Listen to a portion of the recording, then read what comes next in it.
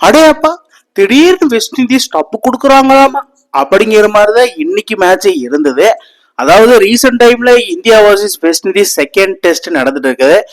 அந்த டெஸ்ட்ல டே 4ல என்னென்ன நடந்ததுன்னு பாக்குறதுக்கு முன்னாடி நம்ம சேனலை சப்ஸ்கிரைப் பண்ணிக்கோங்க, கொஞ்சம் சப்போர்ட் பண்ணுங்க ஃப்ரெண்ட்ஸ். அதாவது டே 3 ஸ்டெப்ஸ் முடிவுல வந்து பாத்தீங்கன்னா வெஸ்ட் இண்டீஸ் ஃபாலோவுக்குள்ளேயே முடிச்சிடலாம் அப்படின்னு இந்தியா நினைச்சாங்க.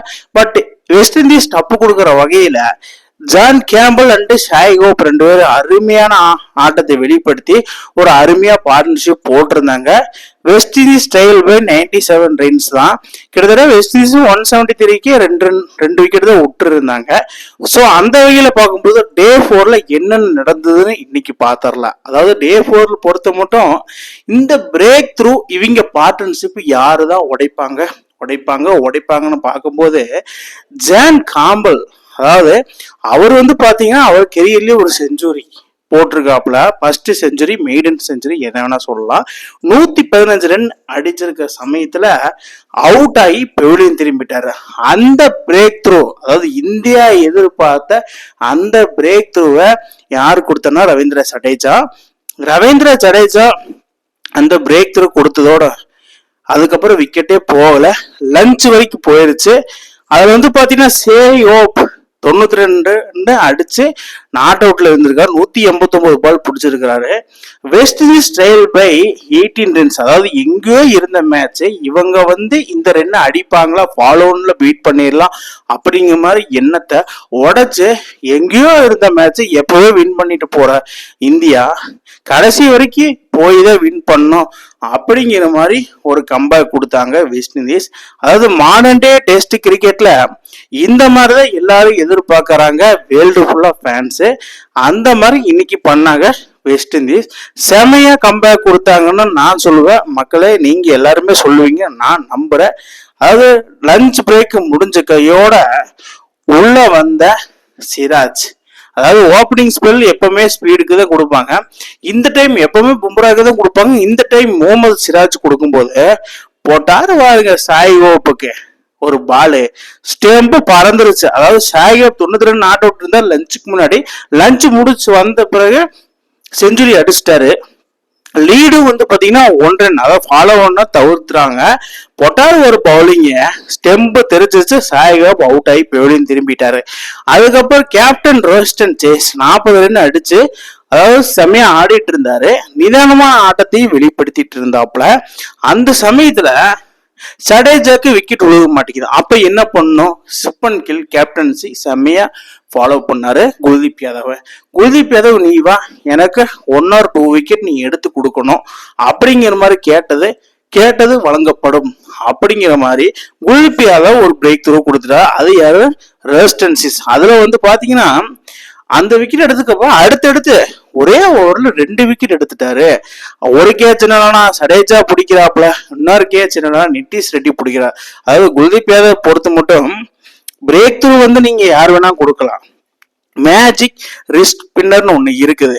அந்த இதை வந்து பாத்தீங்கன்னா நான் தான் பீட் பண்ணுவேன், எனக்கு தான் அந்த கிரெடிட் நீங்க கொடுக்கணும் அப்படிங்கிற மாதிரி சுப்பன் கில்ட்ட ஒரு கேப்டன்சியட்ட என்ன கேட்கணும் அப்படிங்கிற மாதிரி எஸ் அ பிளேயரா எஸ் அ பவுலரா குல்தீப் யாதவ் கேட்டிருக்கிறாப்புல.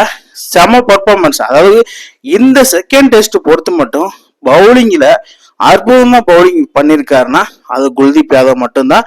ஏன்னா ஃபர்ஸ்ட் மேட்ச் செமையா பர்ஃபார்மன்ஸ் அந்த அளவுக்கு பண்ணல. Second match Kuldeep Yadav first இன்னிங்ஸ்ல 5 விக்கெட்டு, செகண்ட் இன்னிங்ஸ்ல 3 விக்கெட் எடுத்து அருமையான சம்பவம் பண்ணியிருக்காரு. சம்பவத்தின் உச்சம். அந்த காலத்துல வந்து 2 இன்னிங்ஸும் சேர்த்து 9 விக்கெட் 11 விக்கெட் எடுக்கிறது பெரிய விஷயம். அதே மாதிரி இந்த மாடர்ன் டே டெஸ்ட் கிரிக்கெட்ல 10 விக்கெட்டுங்கிறது ரொம்ப சாதாரணமா எடுக்க முடியாது.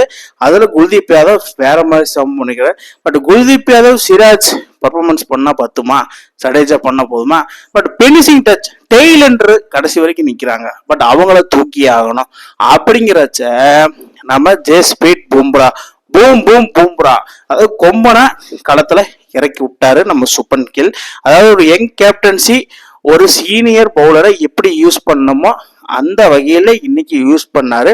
யூஸ் பண்ண கையோடையே பட்டாரு வருங்க ஒரு பவுலிங்கு, அடே அப்பா அது அவர்னால மட்டும்தான் முடியும் அப்படிங்கிற மாதிரி ஒரு பவுலு. சுப்மன் கில் ஜஸ்பிரித் பும்ராவை இந்த டெஸ்ட் சீரீஸ்ல செமையாவே யூஸ் பண்ணியிருக்காருன்னு தான் நான் சொல்லுவேன். இந்த இத outside Asia and SENA கண்ட்ரில யூஸ் பண்ணானா சுப்மன் கில் மாபெரும் கேப்டனா வர்றதுக்கு பெரிய வாய்ப்பு இருக்குது. அதை நான் அவரு தான் டிசைட் பண்ணோம். அந்த வகையில பொறுத்த மட்டும் டே 4 டீ பிரேக்கே வந்துருச்சு. அந்த டீ பிரேக்ல வந்து பாத்தீங்கன்னா வெஸ்ட் இண்டீஸ் இதை இப்போ முடிஞ்சிரும்னு நினைச்சிட்டே இருந்தாங்க இந்தியன் டீம். பட் டஃப் கொடுக்கும் வகையில 361 ரன்னுக்கு 9 விக்கெட், அந்த கடைசி விக்கெட் பார்ட்னர்ஷிப் எல்லாம் அவுட் ஸ்டாண்டிங். அவங்களே கிட்டத்தட்ட 40 ரன்ஸுக்கு மேல அடிச்சிட்டாங்க. கடைசி ஜெய்சன் சீல்ஸும் கிரீவியஸ் 50 ரன், ஜெய்சன் சீல்ஸ் ஒரு 30 ரன் அடிச்சிருந்தாரு. அதாவது வெஸ்ட் இண்டீஸ் வந்து லீட் பை 91 ரன்ஸ் வரைக்கும் போயிட்டாங்க. எனக்கே ஷாக்கிங் அண்ட் சர்ப்ரைஸ். அதாவது ஒரு டெய்லண்டர், அதாவது இந்தியா மாதிரி ஒரு பெரும் டீம் கூட மோதும் போது ஒரு டெய்லண்டர் வந்து பாத்தீங்கன்னா கிட்டத்தட்ட ஃபைனல் விக்கெட்டுக்கு வந்து பாத்தீங்கன்னா 50 ரன் பார்ட்னர்ஷிப் போடுறதெல்லாம் வேற மாதிரி சம்பவம். அது யாருனாலையும் முடியாது. பட் அந்த டைமிங்ல அவங்க பண்ணிருக்காங்க. ஒரு காலத்துல ஜாக் லீச் பண்ணாரு இங்கிலாந்து பொறுத்த மட்டும், அதே மாதிரி இன்னைக்கு பண்ணிருக்கிறாங்க. அப்புறம் எப்படியா பும்ராவை உள்ள கொண்டு வந்து 390 ரன்னுக்கு இன்னிங்ஸ் பிரேக் பண்ணிட்டாங்க. டீ பிரேக் முடிச்சு வந்தவனையுமே இன்னிங்ஸ் பிரேக் அதுலயும் வந்து 30 ரன் அடிச்சிட்டாங்க. பட் இருந்தாலும் ஜெய்லன் சீல்ஸ் அண்டு கிரீவியஸ் இவங்க 2 பேருக்கும் பாராட்டே வேணும். ஏன்னா 9th விக்கெட் பார்ட்னர்ஷிப்ல வேற மாதிரி இருந்துச்சு. 10th விக்கெட் அதுக்கு மேலேயா இருந்தது. அதாவது India need 121 runs to win. அதாவது இந்தியாவுக்கு டார்கெட்டா செட் பண்ணது 122 ரன்ஸ். இதை வந்து இந்தியா இன்னைக்கே நான் பீட் பண்ணிடுவாங்க. ஏன்னா ஜெய்ஸ்வால் இருக்கிற ஃபார்முக்கெல்லாம் இன்னைக்கே நான் பீட் பண்ணிடுவாங்க தான் நான் நினைச்சேன். பட் இருந்தாலும் அது வந்து சாத்தியம் இல்லைன்னு வந்தாரு. 7 பால் பிடிச்சாரு, 2 4 அடிச்சாரு. அதுல டிசைட் பண்ணிட்டு இன்னைக்கே மேட்ச் முடிஞ்சிருன்னு இந்தியா வின் பண்ணிடுவாங்கன்னு தோணுச்சு. பட் அவர் விக்கெட் எடுத்தோடனே KL ராகுல் உருட்ட ஆரம்பிச்சிட்டாப்ல. சாய் சுதர்சன் சொல்லவே வேண்டாம், அவரும் உருட்ட ஆரம்பிச்சிட்டாப்ல. டெஸ்ட் இன்னிங்ஸ்னாலே என்ன, உருட்டி தான் ஆடணும். டிஃபென்ஸ் தான் மாபெரும் சாதனை சொல்லணும். டெஸ்ட்டை பொறுத்த மட்டும் ஜெய்ஸ்வால் வந்து T20 ஆகலாம், T20க்கு மேலே போயிட்டாரு, T10 லீக் வரை போயிட்டாப்ல. அதனால அவுட் ஆகி போய் திரும்ப 9 விக்கெட் தான் இன் ஹேண்ட் இந்தியன் டீம் பொறுத்த மட்டும். ஸோ நம்ம எப்படியாவது பொறுமையா ஆடணும். அந்த மாதிரி நம்ம சாய் சுதர்சன் பொறுமையா ஆடிட்டு இருந்தார். ஒரு கட்டத்துல சாய் சுதர்சன் ஆக்ரோஷம் போட்டு பவுண்டரிஸ் எல்லாம் அடிச்சாலும் பரவாயில்ல. கிட்டத்தட்ட வந்து பாத்தீங்கன்னா இந்தியா நீடு 74 ரன்ஸ் டூ இருக்கும்போது ராகுலும் சாய் சுதர்சனும் நம்ம விக்கெட் விடக்கூடாது. அதாவது நம்மளே இந்த ரன்னை வந்து பினிஷ் பண்ணிட்டு போயிடலாம். அதாவது இன்னொரு சுப்மன் கில் ஆகட்டும், அதாவது நிதிஷ்குமார் ரெட்டி, துருஜுலாம் வேணாம், நம்மளே பினிஷிங் பண்ணிடலாம் அப்படிங்கிற மாதிரி ஒரு எண்ணத்தோட இவங்களோட பார்ட்னர்ஷிப் வேற லெவலில் அருமையா வந்துட்டு இருக்குது. அதாவது டே 4 ஸ்டெம்ஸ் முடியும் போது நான் முடிச்சிருவாங்க நினைச்சேன். இப்போ டே 4 ஸ்டெம்ஸ் பொறுத்த மட்டும் வந்து பாத்தீங்கன்னா இந்தியா 18 ஓவர் பிடிச்சி 63க்கு ஒரு விக்கெட்டை லாஸ் பண்ணி சாய் சுதர்சன் 47 பாலுக்கு 30 ரன்னும், KL ராகுல் 54 பாலுக்கு 25 ரன்னும் நாட் அவுட்ல ஆடிட்டு வராங்க. இவங்க 2 பேர்த்தோட பார்ட்னர்ஷிப் 50க்கு மேல போயிருச்சு. ஸோ ஃபைனலி அதேதான் ஜமைக்கா வரிக்கன் வந்து ஒரு விக்கெட்டை போட்டிருக்காப்புல. அதாவது வெஸ்ட் இண்டீஸுக்கு பிரேக் த்ரூ கொடுக்கறனால ஜமைக்கா வரிக்கன் மட்டும்தான், வேற யாரும் விக்கெட் எடுக்க மாட்டேங்க. அதுதான் அவங்களுக்கு பெரிய ஒரு drawback. So finally India needed 58 runs to win. அதாவது இன்னும் 58 ரன் அடிச்சாங்கன்னா ஈஸியா டெஸ்ட் சீரீஸை முடிச்சிருவாங்க. WTCல நல்ல ஒரு பாயிண்ட்ஸ் வரும். ஸோ ஃபைனலி என்ன பண்ணணும்னா நாளைக்கு டே 5 முறையா வெஸ்ட் இண்டீஸ் டே 5 வரைக்கும் போயிருக்கிறாங்க. மாபெரும் சாதனை, இதுவே அவங்களுக்கு பெரிய சாதனை தான்.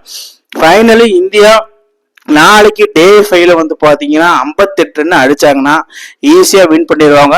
இப்பயே சொல்லிடுறேன்னா ஈஸியா இந்தியா வின் பண்ணிடுவாங்க தான் எனக்கு தோணுது. மக்களே உங்களுக்கு என்ன தோணுது? வெஸ்ட் இண்டீஸ் ஒரு கம்பேக் கொடுப்பாங்களா? அட என்னப்பா முடிஞ்சு போன இதுக்கு வந்து மோளம் முடிச்சுட்டு இருக்கிறோம் அப்படிங்கிற மாதிரிதான் நீங்க நினைப்பீங்க. ஸோ ஈஸியா வின் பண்ணிடுவாங்கன்னா என்னோட சைடு. பட் இந்தியா இந்த மாதிரி டெஸ்ட் சீரீஸை வின் பண்றது, அது சுப்மன் கில் ஒரு யங் கேப்டன் தலைமையில நீங்க எப்படி பாக்குறீங்கன்னு கீழே கமெண்ட் பாக்ஸ்ல கமெண்ட் பண்ணுங்க. அப்புறம் என்ன டிராபி இப்பயே கொடுத்துருங்க. இந்த மாதிரி இன்ட்ரெஸ்டிங் கிரிக்கெட் வீடியோவை தெரிஞ்சுக்க நம்ம சேனலை சப்ஸ்கிரைப் பண்ணுங்கள், லைக் அண்ட் கமெண்ட் பண்ணுங்கள். மேலும் மேலும் உங்களுக்கு வீடியோ வந்துகிட்டே இருக்கும்.